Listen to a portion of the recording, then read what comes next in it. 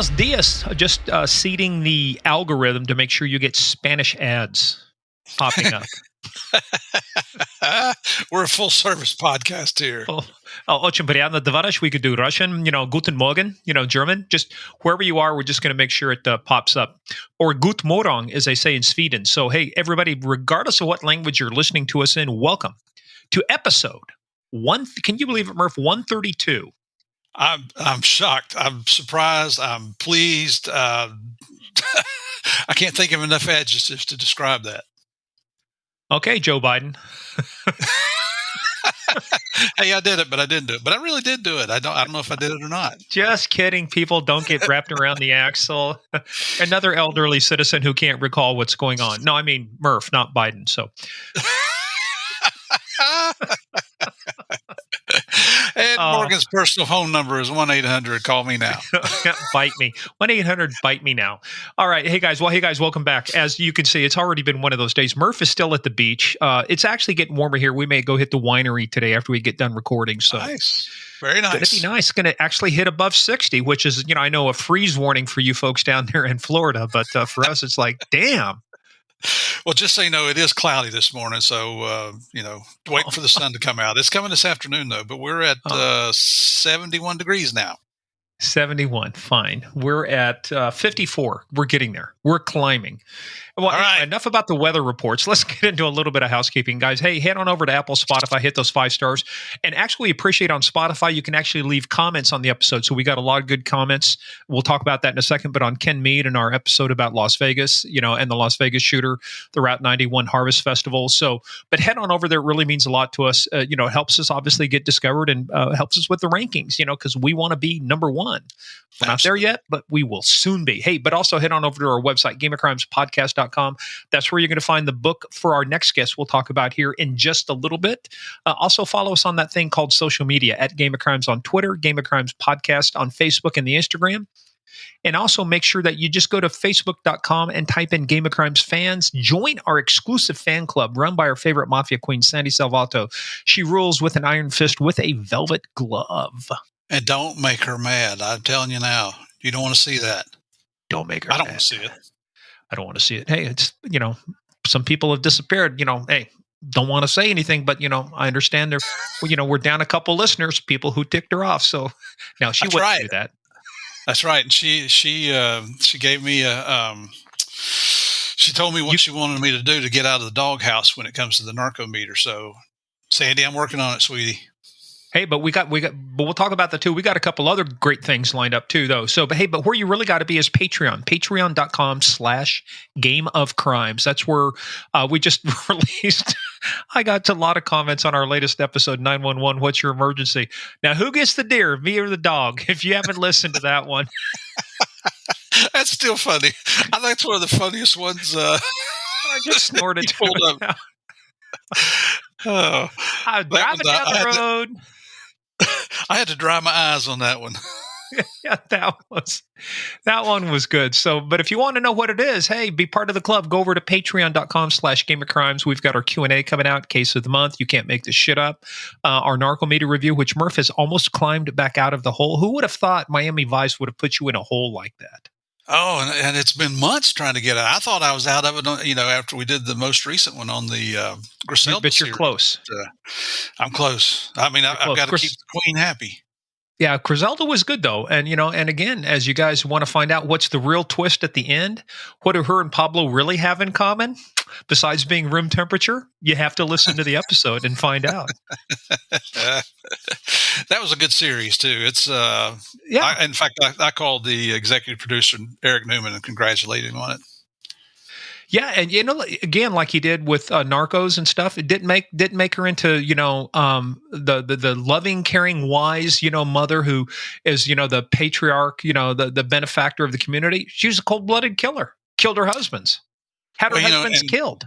What I relayed to Eric is, you guys did a good job of trying to ugly up Sofia Vergara, but you'll never get her as ugly as the real Griselda. Oh my God! Sorry, that's the truth.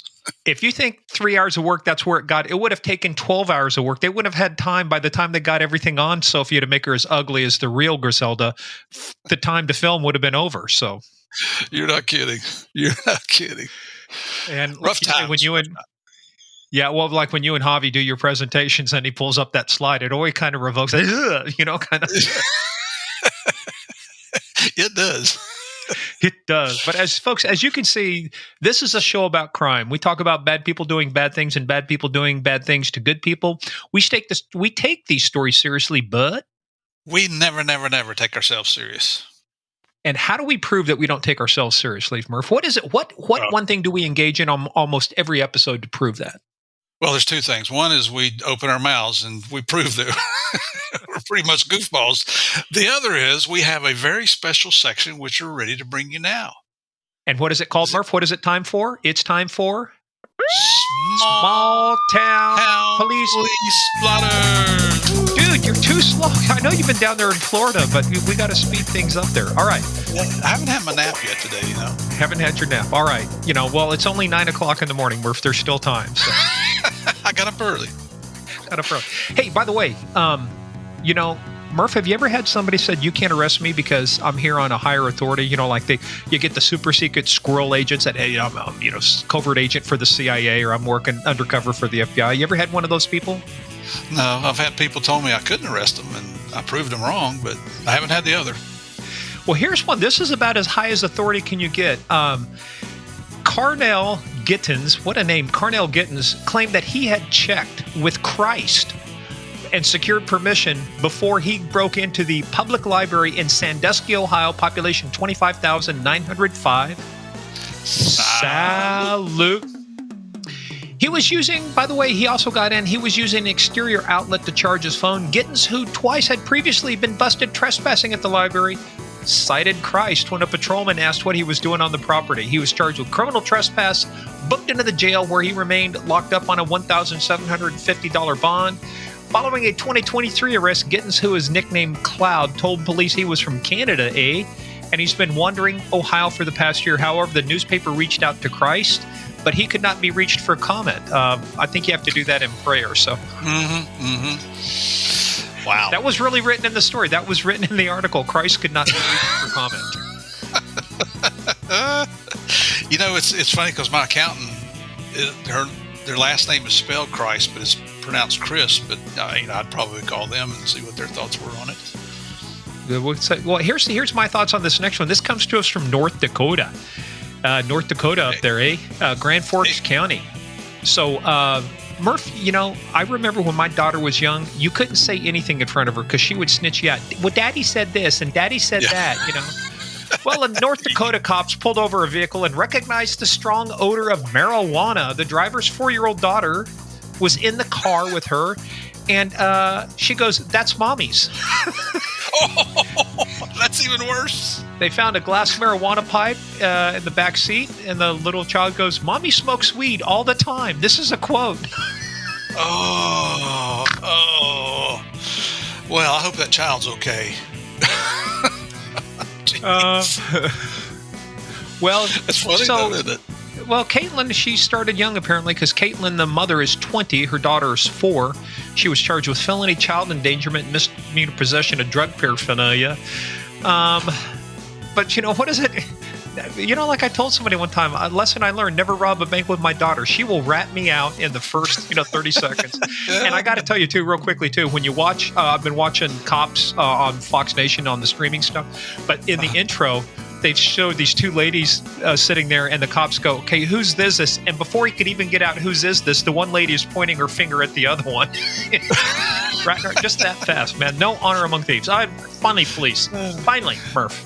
Yes. Fargo. This happened in Fargo, Police were summoned to the South Sports Arena in Fargo by witnesses reporting somebody was driving erratically, right? Driving erratically on the ice. Driving erratically on the ice. Driving a Zamboni. For the third time only in North Dakota history. The young man, Stephen Anderson, 27, was driving the ice resurfacing machine in an erratic manner. So cops stopped him on the Zamboni, concluded he was under the influence. Now, in a Twitter post with the hashtag #BumperZamboni, a spectator at the arena reported, "I've never seen a Zamboni have so much trouble around the edges." Shocker, this dude was fired after his arrest. So he was also busted in December for driving a car in possession of drug paraphernalia. So he's also got another conviction for consumption. I think alcohol is a problem. He's got a conviction for public consumption of alcohol.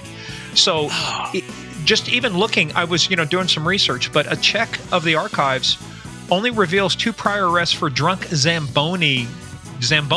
Anyway, 2005, a 63-year-old New Jersey man was popped after a manager called cops to report he was recklessly careening around the Men in Sports arena. And in 2012, a Minnesota man was nabbed after repeatedly bouncing the Zamboni off the sideboards in a rink in Apple Valley, which, by the way, that's where my sister lives with her husband, who's also called my brother-in-law, and my 2 nieces and nephew, Apple Valley. Wow. But, I'm thinking back about these drivers, and it just makes me say, dude, you had one job. You only had one job. Drunk Zamboni. Well, anyway. Well, I guess that's better than having him out on the highway, right? That's right. Well, confined on a rink, at least, it was, although it'd be kind of hard to do sobriety tests. Hey, look, stand here. I can't. We're on ice, Yep. Yep. Hey, well, anyway, this next episode comes to us. Actually, it was introduced by a friend of mine. So Pete Lamont, Pete and I go way back to 2002. We started working together in a consulting company, KPMG Consulting, then became Bearing Point. We're both working in Homeland Security, intelligence, community justice stuff. So anyway, he'd run into her and recommended this next guest to us. So this next one, her name is Julie Farnam. Now, Julie wrote a book. Was just published in January, actually. We were recording her on January 3rd. It's called Domestic Darkness, an Insider's Account of the January 6th Insurrection and the Future of Right-Wing Extremism. Now, we tried to keep this, pretty much down the road. Neither Murph or I wanted to get political about this as much as, hey, she's got her point of view, absolutely entitled to it. She took the time to write the book. But we wanted to more focus on, okay, what was happening? Because she was the assistant director of intelligence for the Capitol Police. So she had a frontline seat. She actually was 2 blocks away when this all was going down. So that's what we talked to her about. We said, hey, what's going on? What kind of reports were you writing? What kind of intelligence products were being provided? Who was helping? Who wasn't? So I thought it was interesting. And then I know, Murph, you talked to about the 10 recommendations at the end of the book. You really liked those. Absolutely. It was, and quite honestly, I wasn't sure that I was going to like this book. It turned out I was completely wrong, which seems to happen more frequently as I get older. But and you'll hear me tell her during the interview, I wholeheartedly agree with all 10 of her recommendations. I think they're timely. I think they're well thought out. I apologize to Julie for the problems she had in a male-dominated agency when she first got to the Capitol Police. Had people listen to her, and I mean, the new person coming in is always, you got to let them. You got to give them some time to see if they know what they're talking about or not. But had they listened to Julie, maybe certain things would have been avoided. So just really especially proud, like getting the intel to the officers out there that were working. I mean, it's like some of the stuff didn't even get disseminated to the frontline people. Yeah, and it's, I mean, we've all seen what happened, regardless of what side of the political forum you come down on.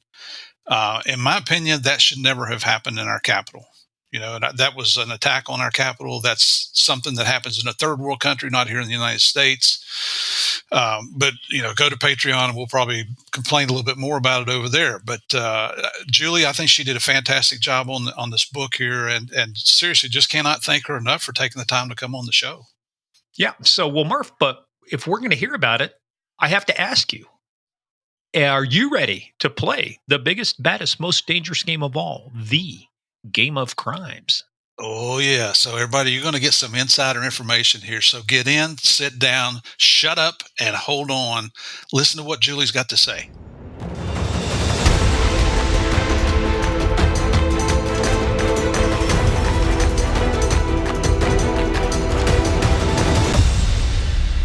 While this episode won't come out right when we want it to, we are recording it just short of a date that this next guest is going to talk to us about. So we're going to be talking about the events that happened on January 6th.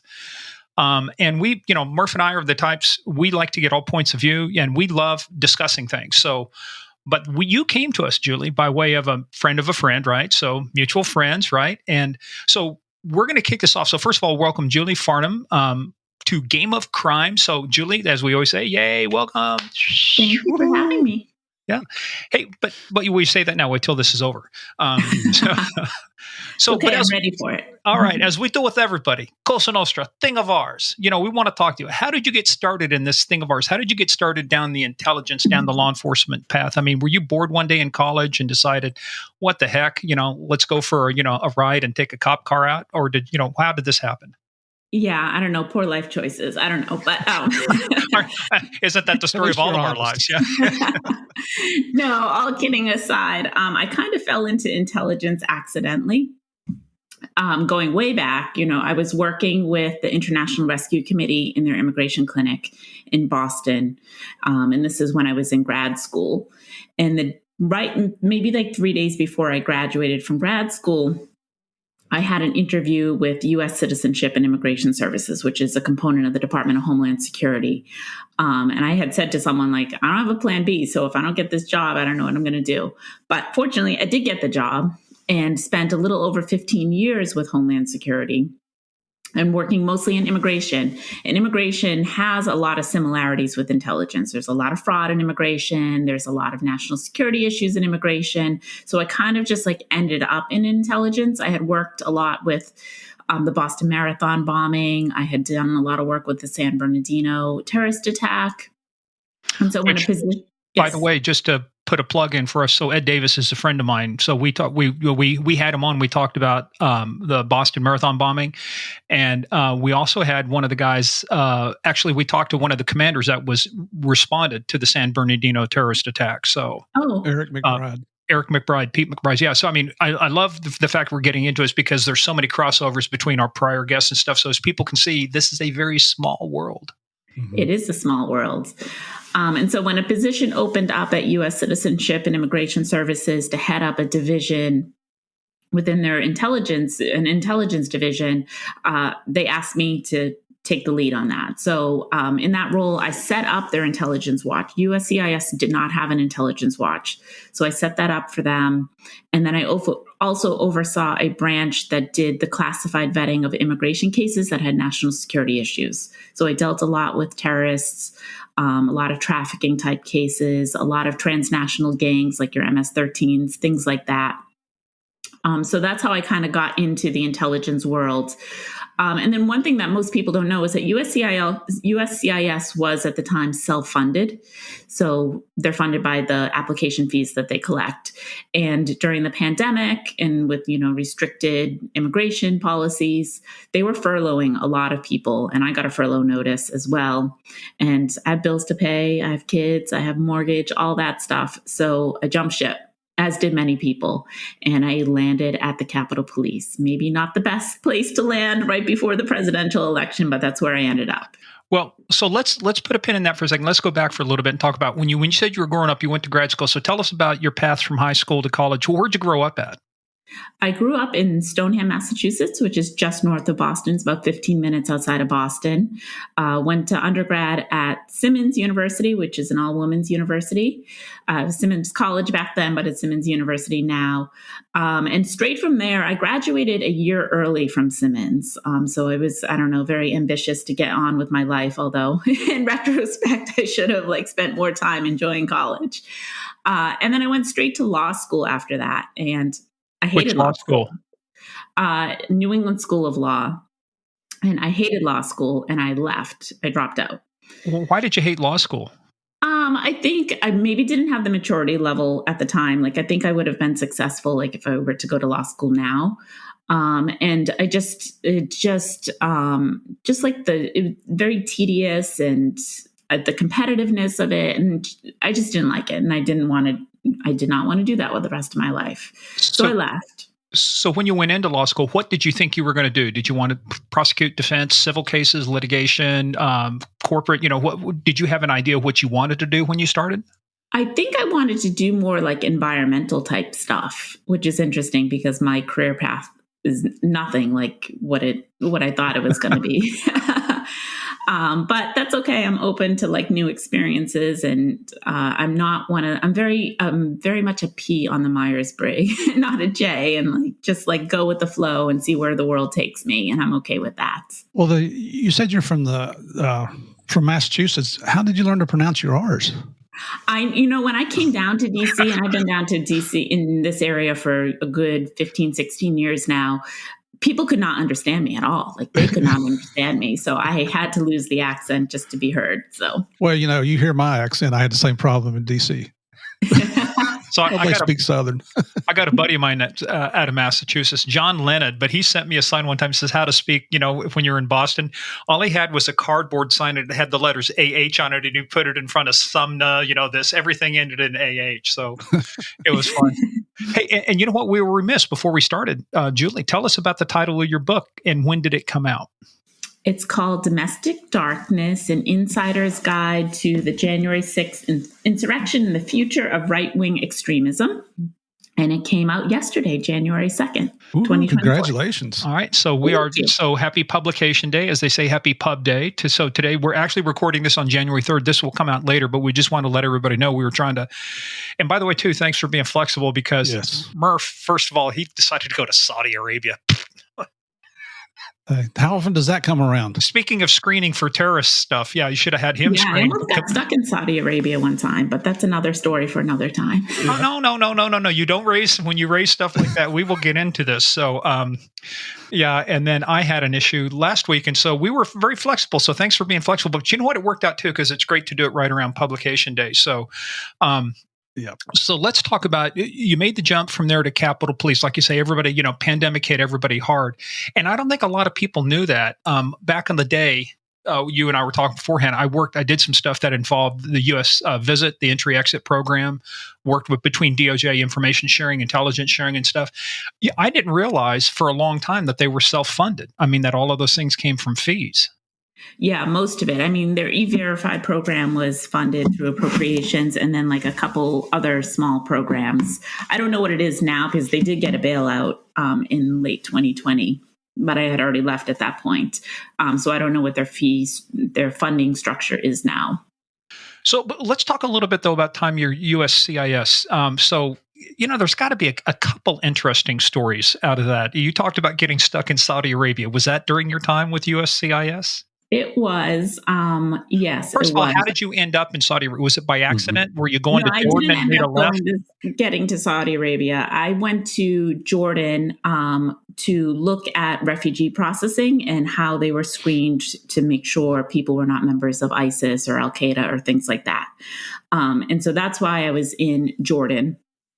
And I got detained actually coming back. I got detained and I ended up missing my flight. I have my theories as to why I was detained, but I think ultimately it came down to they knew I was involved in intelligence and I was a government official, as flying on a government passport. Were you on a dip passport or an official passport? An official passport. So I got detained, searched everything, missed my flight. So I call, our travel agency for the Department of Homeland Security.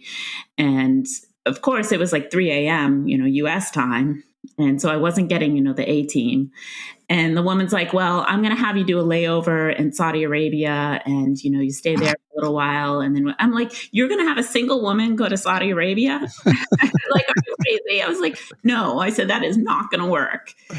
So it got straightened out, but I almost ended up in Saudi Arabia. And that would have been an interesting experience. That's unusual that they would detain you on an official or a dip passport. Well, they wouldn't on the dip passport, but even on an official. Yeah, well, I have my theories as to why that was, but it happened. I survived. It was an experience. I know when I landed in Islamabad, we were on dip passports, diplomatic passports. We say dip passports. That's, inside baseball talk. But we weren't exactly detained. But, as I was telling Murph, we started rewatching Narcos again. And so you remember when Boyd playing you comes across him, the first thing they do is take the passport, they make a photocopy of it. Now, did they really do that to you when you came in country in Colombia City? Yeah, they did. They did Connie's also. Yeah, and see, they tried to do that with our diplomatic passports. Like, no. You don't get to keep those. You don't get to do that kind of stuff. And because we, what it was is ISI, Pakistani intelligence, creators of the Taliban. What fun that was! But so I don't think a lot of people realize, some of the restrictions around that. But go back to that for a second, because a lot of these countries, we were looking at things around. Al Qaeda and ISIS, and different terrorist groups, Al Shabaab, we've got so many people coming over to the United States. Trying to vet and screen a lot of these people is almost a logistical nightmare. So I know you're talking about pushing it farther out, like, okay, somebody gets on a plane in Jordan, somebody gets on a plane in Pakistan. How do we know who they say they are, right? How can we trust them to land in the United States, right? Yeah, there's some of that. And I think, there's protections in place for that.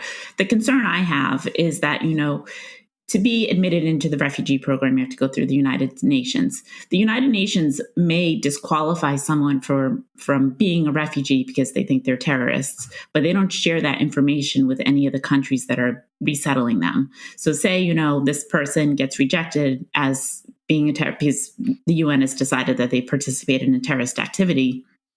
And then that person comes in through, Mexico or whatever with a new identity. Like, we'd never be able to match that previous denial to the refugee program with the new person who's in front of the new person. I use that loosely, in front of us, and when I question them about that, they're like, well, we're a protection agency. We're not here to enforce security rules. I'm like, well, that's about vulnerability, and that's not good. I know at one time they talked about, especially with the passport process, embedding more use of biometrics so that somebody could not, exchange identities. And that's why a lot of the new passports you're seeing have got the enhanced security features, right? Mm-hmm. Yeah, there is that. I mean, but I think for the U.S. too, we primarily use fingerprints, but overseas, a lot of countries use iris screening, and so there's that too. Because if we're only using one type of technology and other countries are using another, it's harder to share information.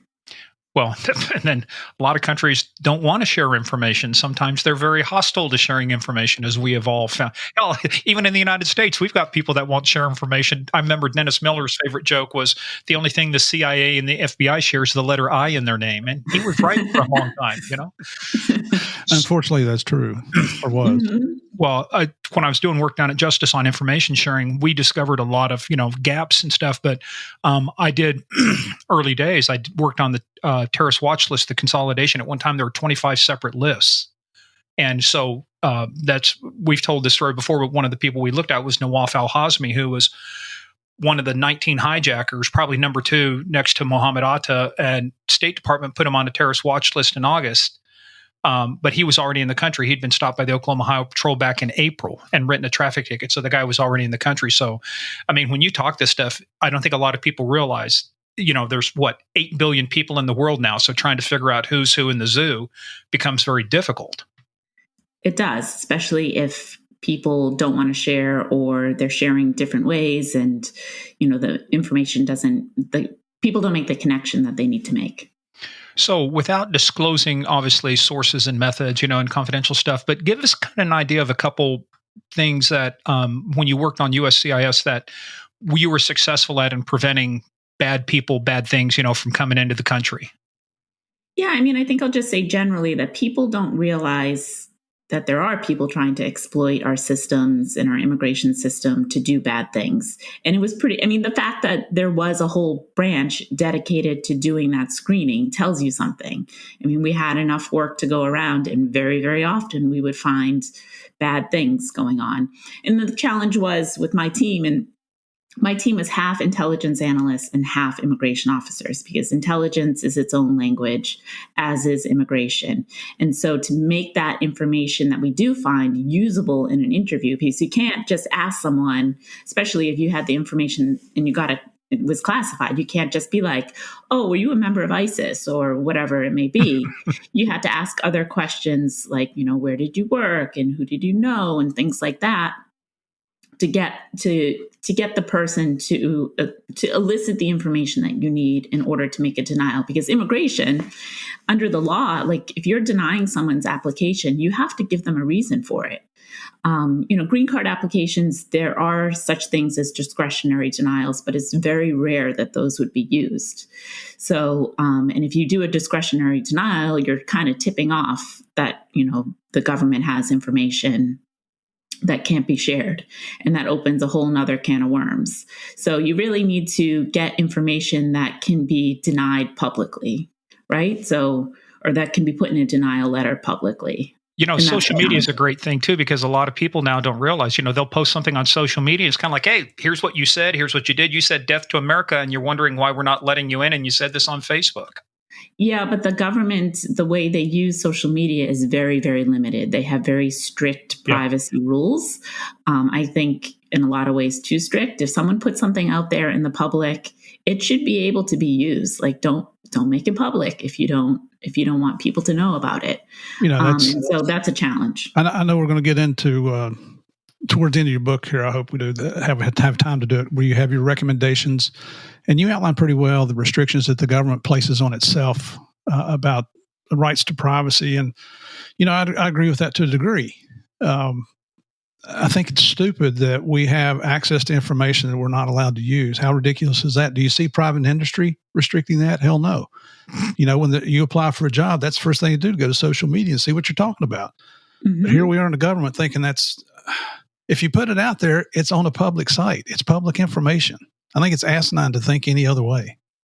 Yeah. And I think, where the gray line is, or the gray part of it is when to access, certain platforms, you need to have an ID, and you have to have a username, and your username is not going to be, federal law enforcement 1, 2, 3.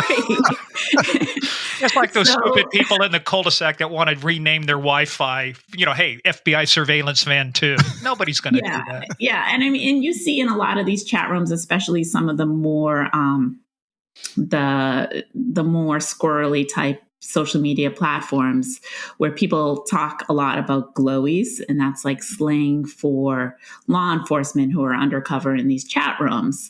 And they'll be like, oh, this person's a glowy, blah, blah, blah, and whatever. I read them for years and they never knew. So I guess I didn't glow too much, but, but like that sort of thing. So they're on the lookout, especially those like bad sites. Like they're on the lookout for law enforcement undercover. But Murph, you brought up a point too. This is the work when I was doing it back at Justice. One of the things we did, we wanted to get ahead of it because they had just done total information awareness. A guy named Admiral Poindexter at the time was in charge of that. It got killed because of the privacy concerns. Mm-hmm. It was brought back in life different. So we said, hey, look, let's do something wild. I said, let's actually go to the ACLU and bring them in. We're doing our privacy impact. I said, but let's go to the ACLU.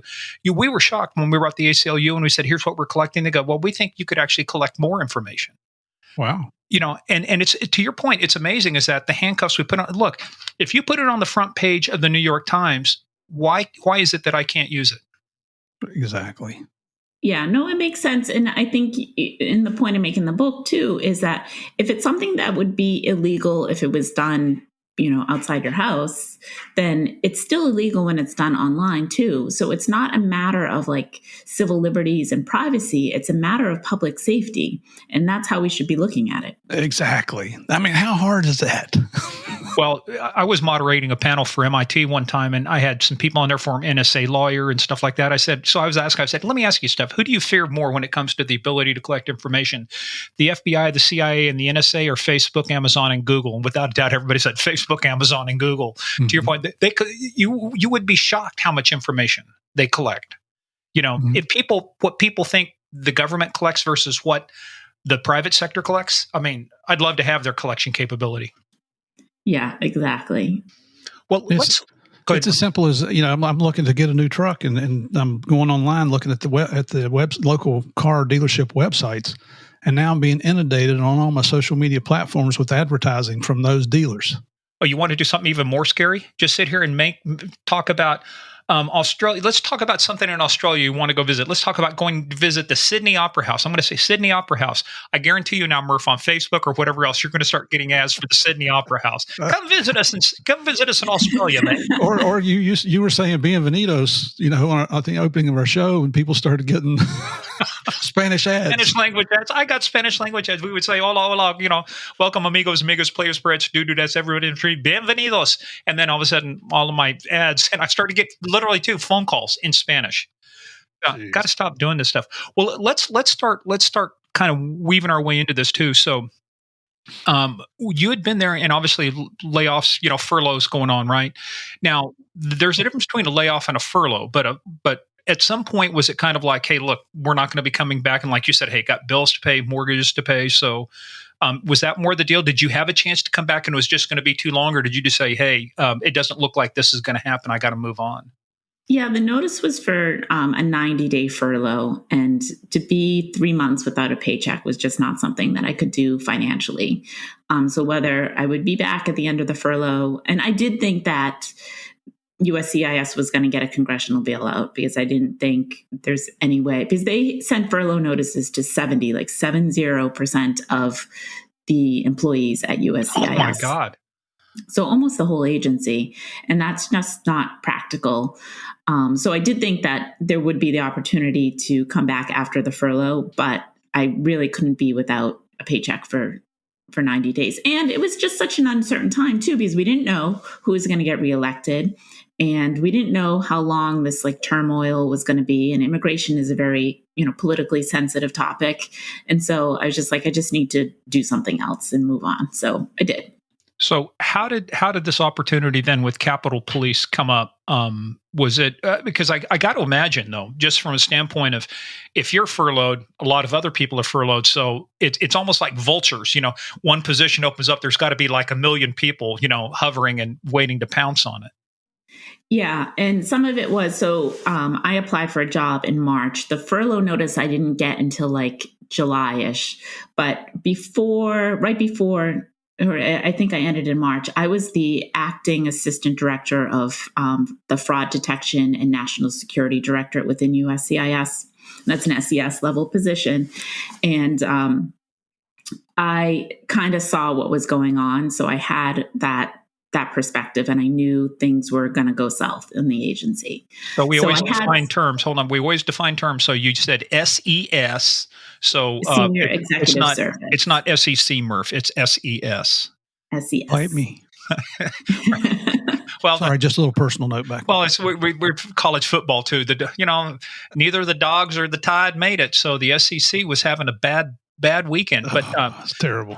So tell us about SES. What does that mean? So there's the government service, right? The GS side of it, and then there's the SES. So what's the difference? GS goes up to level 15, and then beyond level 15 to be an executive is called Senior Executive Service.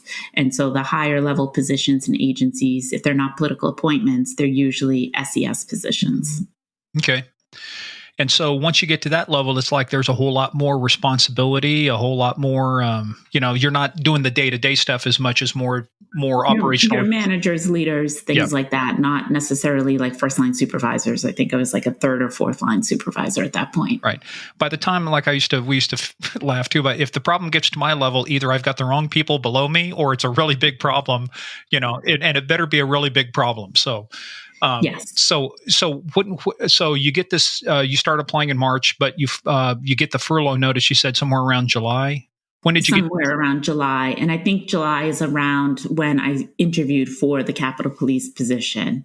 And I actually applied for it was a director of intelligence position, and I interviewed for it. They ended up getting someone who had come from NYPD for the director position, but they really liked me, and they created an assistant director position and brought both of us on. And when was that? How far after July? October. I started October 2020. Okay, beginning of the new government fiscal year too. So some new money. So what did you do during that time? Did you stay at USCIS until you moved over, or you said the furlough hit about July, right? I got the furlough notice in July, and then it was canceled, but then I was issued a new one like a couple weeks later. So there was a lot of uncertainty and back and forth. But I started in October. I was still working at USCIS up until the time I left. I would not have left if I hadn't been getting those notices and if things were a little bit more financially stable in the agency, because I did like what I was doing. I did really like what I was doing. I liked USCIS. I liked working for DHS. but it just wasn't practical at that point. So you start at Capitol Police. So give us just your first impressions, the difference in the world between the two worlds, because you come out of a federal side. It's still kind of federal, but now you're getting into something a little bit more limited in scope. I mean, they've got obviously a tremendous responsibility because we're protecting the Capitol. So what was kind of your first initial, views of things about how much the world was different between where you were and where you are now? Yeah, I mean, before I started, after I was hired, but before my start date, I had met with my new supervisor, and he gave me the lowdown. He's like, "Listen, your team's really struggling. It needs a total revamp, and that's why we brought both of you in, and that's why we hired outside people, because we wanted fresh perspectives and a total revamp." And so, without I'll talk in a second about the team specifically, but to your question, going from the executive branch to the legislative branch was more of a change than I expected. I figured it was just like an executive branch agency, but just in the legislative branch. But it is a whole different beast, completely different. The politics, well, there's no Hatch Act in the legislative branch, understandably. And people talk very openly about politics, which, in the executive branch, that is a no-no. You don't do that. And so that was really surprising for me. That was really surprising. And just the political pressure and the sway and how the Capitol Police are, they are, I think, sometimes manipulated by political pressure. That was hard to learn. But then with the team itself, I got there, I had 11 analysts. A lot of them had been there. I think the most recent one had been there about 10 years. They had not had any formal intelligence training. They were very siloed within the agency, so they didn't work with other divisions within Capitol Police. But they also did not work very well, if at all, with other law enforcement agencies or members of the intelligence community. The work they produced was of very poor quality. And the way the team was set up, too, we had two, even though there were only 11 people, there were two branches. One was called the open source section, and the other was called the intelligence analysis section. The intelligence analysis section sat inside a SCIF. So when I got there, I was like, "Oh, are you guys doing, classified collections, things like that?" They're like, "No, we don't know how to do that." I'm like, "You sit in a SCIF. What are you doing?" Let everybody know what a SCIF is. A SCIF is a secure compartmented information facility. So that's where you look at super secret stuff in a nutshell. Yeah. Let me ask you before you go any further. So the people that were working under you, what did they do before they came to the Capitol Police Intel section? Some of them had been officers themselves. Some of them had come from civilian positions in law enforcement. And I'd say that's the summary of, I think, everyone who was there previously. So no one had prior Intel experience? No, a couple of them had done intel for a fusion center or things like that, but not any traditional traditional intelligence, that sort of background. Well, right there might be a clue. Yeah, exactly. And then the other one was the open source section. And I found out later that the team was divided into two sections because some of the employees had sued each other. It's just so much drama. I can't make this up. And so rather than address it, they just split the team so those people didn't have to work together. Oh. And yeah. And most of what the Capitol Police does and the intelligence collects is open source. It's 95% open source. So if you've only got 5 of your 11 people doing open source, they're doing the bulk of the work for the team. And so I had asked the other team, the one that sits in the SCIF, well, what do you guys do? They were like, well, we write, threat assessments on events that, members go to. And I said, okay, but members haven't really gone to anything in the past year and a half because we've had a pandemic and they haven't had any events. I said, what are you doing? And they're like, oh, well, if we get some work, we'll do it. And And I said, well, if you don't do open source, where do you get the information for your reports? And they said, well, we call down to the open source section. They sat on a different floor and they do the research for us and we just put it into a report. And I said, well, that makes you an editor. That doesn't make you an intelligence analyst. Yeah. So that's what I was dealing with. Did you ever see the movie Office Space? Yes. So it reminds me of the guy who takes the reports, from the engineers, and then it's like we just take the reports, but I have people skills. Damn it, the guy was. You have to watch the movie to get that. But let's go back for a second because I think a lot of people. The fun thing about a skiff, for those folks who don't know, is like there's a reason they put those little cubicles outside. Like you have to put your phones in there and everything. You can't go in there. And I almost lost a phone in Turkey because I was like across the threshold. I was in my hand. I was looking at something and I was almost across the threshold. And they went, you cross in there, Skippy. That phone belongs to us. I said, you're joking. He says, no. See that printer over there? Somebody accidentally brought a printer in here. So now we have a printer. So. Yeah, I mean, and like if you, we had this incident in the Capitol, someone photocopied a classified document on a printer, on a copy machine that was not authorized for that. So the whole copy machine dies until it can be wiped. Like things like that. It's pretty strict. Mm-hmm. Well, but there's a reason for it too. It's, you go back in history, there are documented cases back in the old days of the KGB, but when it became the SVR, they actually had a listening device outside the U.S. or the State Department. And one of the ways it took them like a year to find it. But when they did find it, the way they found the guy is they moved the antenna just enough that it would be out of sync, and they waited to find out who came back to adjust it again. And then that's how they busted which SVR agent was running the operation. But he would show up with a bag, but they identified him. It was easy to identify him because he was reading the Washington Post upside down. You're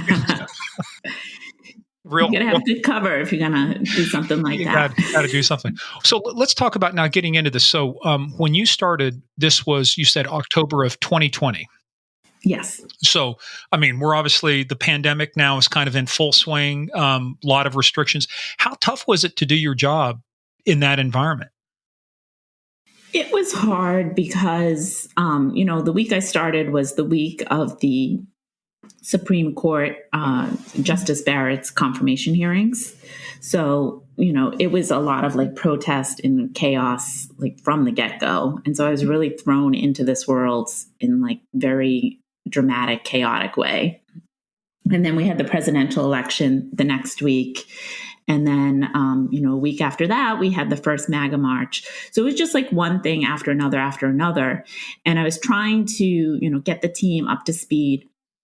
The person and at that point, the director that they had hired, Jack Donahue, he hadn't started yet. I started before him because I already had been cleared. Like I already had a security clearance and all that stuff. So I could pretty much like just ready to go.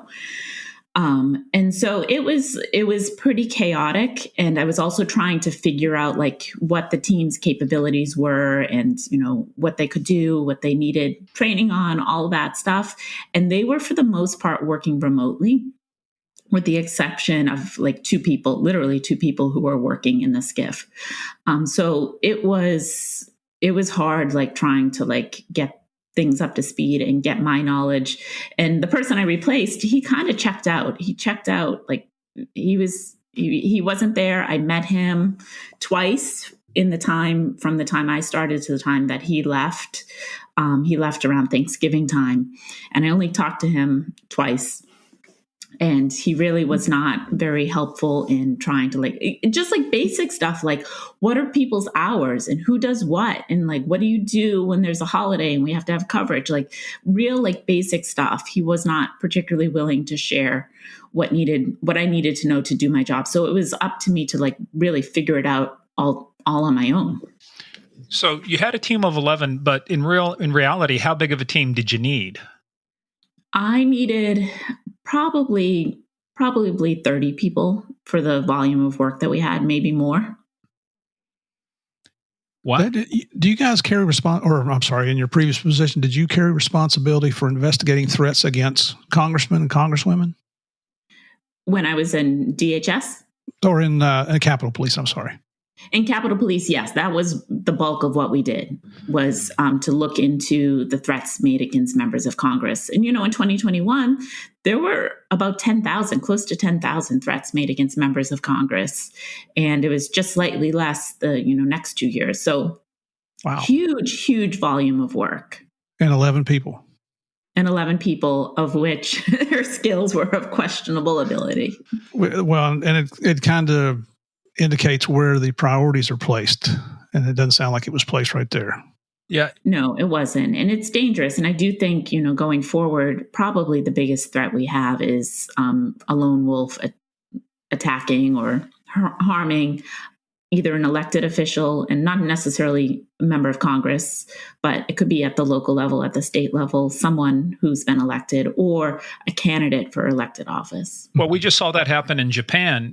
One of the political officials over there was stabbed in the neck during a rally. You had... Yeah, that's right. Well, and then you look at, it doesn't even have to be elected. You saw General Soleimani, who I grew up in Iran, so back in the day. So, they killed him about, I think it's 8 years ago. So it's a big march every time. So they're just a huge attack over there now against, even though he's dead, you still have this draw of people. Arguably, even though he was military, he was probably more powerful than the civilian leaders.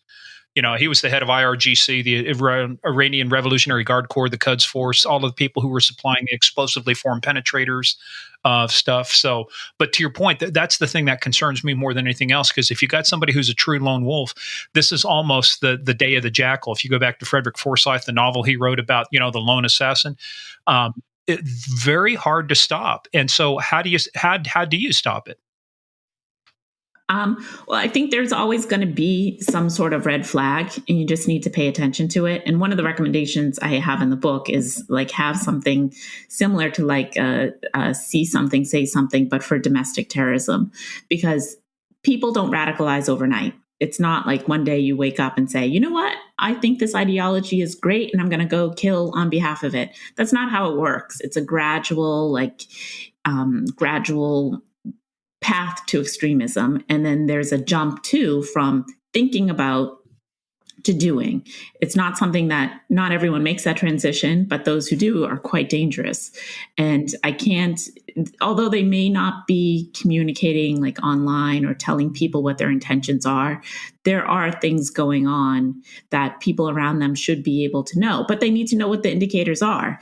And like I talk about in the book, there is a booklet that DOJ puts together, and I think NCTC, National Counterterrorism Center, that they put together of indicators of extremism. And there's 41, 42 different indicators. And that's not easily digestible by most American people, right? Because they can't rattle off a list of 40 different things that they should be looking for. But if you have a couple, this is the most common, or watch out for this, then people will be able to recognize it, and then they can report it, and we can stop things before they happen.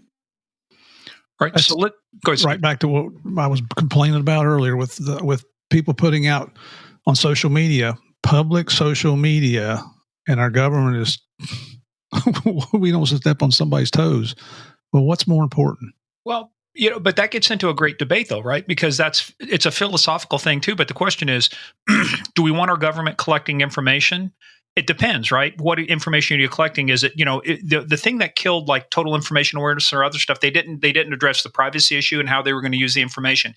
If you can articulate how we're going to use things out of the Patriot Act or other stuff, here's what we're going to do. Here's how we're going to collect it. These are the civil liberties protections in place. You got to make the case to the people. But when you don't do it and you say, well, we just need to do this. Well, why?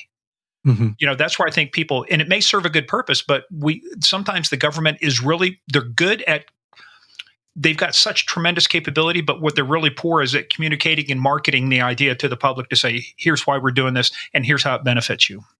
Yeah, I think that's part of it. But the other part of it is there is stuff, especially with lone wolves, that might not be happening online. They may be reading about stuff and being inspired by things or being desensitized, because a lot of these, groups have pretty awful things that they post online. But the people around them in their lives, whether and a lot of them are loners and don't have a lot of close friends, but they probably are living with someone, or they have family, or they have, coworkers that might be able to pick up on some of those things. So even if they're not posting online, there are usually warning signs ahead of time before something happens. Mm-hmm. And I hate to keep jumping ahead, but your recommendations at the end of the book, I agree with everything you put in there. Maybe not word by word, but all of the recommendations I do agree with. And one of them is educating. And that's what we say about narcotics is let's educate our children at the youngest possible age. If that includes scaring them, well, one of my granddaughters at 5 years old saw an alligator in the lake behind her house. She was going to go just beat up on that alligator. And I had to get her up. And by the time I explained to her what an alligator was, she was up in my arms, but she knew the danger of an alligator at that point. And it's a simple analogy that carries over into this. Let's train our children. And unfortunately, we got to train a lot of adults, to what the dangers are here, what we're looking at. Hey, Murph, by the way, how are them alligator boots working out for you? You haven't seen an alligator in the lake behind our house for a year, have you? No. And when I came down to see you that time, I was looking for Big Al. Big Al disappeared. Maybe you got a hold of somebody we know, one of our wise guys. Maybe I think the hurricane last year took care of Big Al. Big Al. Oh man. Well, so let's start getting into this because the elections obviously are in November of 2020. So whoever's elected president is going to take, January 20th, the following year, 2021. So you couldn't have picked a more tumultuous time. Hey, I think let me dive. No, we could have started a year ago. No, I want to dive in right in October. I'm thinking there might be a little Murphy blood in you. Murphy's Law. I got a knack for it. So tell us, because part of the work I did at Justice, we ended up briefing at that time Ashcroft and Comey. They were testifying before Congress on 9/11. But there was a statement is like all the lights were blinking red. We've heard that from Christopher Wray. The lights are blinking red. We've heard that now. The terrorist threat level. We're concerned about a lot of stuff.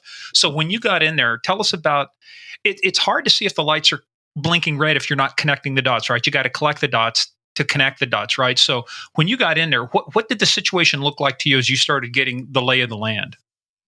Yeah, it was pretty worrisome. I talk about it in the book too. So, for the election, my team had written an intelligence assessment, and they had an annex or an addendum to their report that really did a deep dive on a left-leaning group in DC. And I remember reading that because the report had already been written when I got there. And I was like, why are they focusing on this group? I don't think that's the threat. And certainly it was not, especially since Biden won. So those left-leaning groups were happy. So I knew off the bat that, something was amiss, and that was just tangentially, knowing, hearing and being in tune with politics and what was going on. I knew that there were people who were very unhappy and who were very strong supporters of the president, and who, and there was a lot of conspiracy theories too, right? And so at that point, with the conspiracy theories, putting, the other extremists aside, your white supremacists and your neo-Nazis, the conspiracy theorists aside there, essentially, they were saying things that were not based in reality. And they were very vocal about that. And so for me, that was a major red flag, because you can't reason with someone who is not thinking straight. They're not thinking straight. And it's hard to counter their narrative if their narrative is not based in reality. And I think you think of try and have a conversation with someone who has a severe mental illness. You're not going to reason with them because they're not in the right mindset to be able to think reasonably. And you've encapsulated my entire relationship with Murphy. Thank you very much. But that's to your point. That's like talking to, I think, of Randy Quaid in Independence Day. The aliens came down and got me. How do you have a rational discussion with somebody who says they've been kidnapped by aliens? Well, it's like talking to somebody who says they grew up in Iran. I did. I don't know if I want to be with you or not. Yeah, well, that was back in the days of the Shah, back when the Savat, the secret police that he had. Look at just things were different back then. But anyway, back to our regularly scheduled podcast. So you're in there, things are blinking red. Keep going from there. Yeah, so things, I was just, what I was seeing, just paying minor attention. Like I didn't even have to dig too deep to find this information. Unlike 9/11, where I think a lot of that intelligence was classified, the January 6th, it was all out in the open. This was not planned in like some secret dark back room. This was all planned out in front of us, in front of our eyes. Like you went on to Facebook, you went on to Parler at the time, you went on to Twitter, any of those social media platforms, they all were talking about January 6th and what was going to happen in this rally. And so it was all like there. I mean, I did not to discount like my abilities and my skill set, but I don't know if I needed to be there to tell the Capitol Police like things weren't going to go well on January 6th. Like it was pretty obvious. So what did you do? So I had written an intelligence assessment, and I wrote it mostly myself. And let me back up too. I did assign it out to an analyst on the team. And the first one was done around December 16th or so. And at that point, we didn't have any indication that there was going to be violence and weapons, because at that point, Trump hadn't really promoted it yet. And there just wasn't intelligence to say and to support an assessment that would say that it's going to be violent. And so we did an updated assessment a few days later, and I had assigned it to a different analyst because I wanted to see what he could do. Because the first one, it wasn't very well written, it wasn't well researched, it wasn't well sourced, all of that. So because I'm new too, and I want to see what their abilities are. So I gave it to a different analyst to do the second one. Second one was equally disappointing.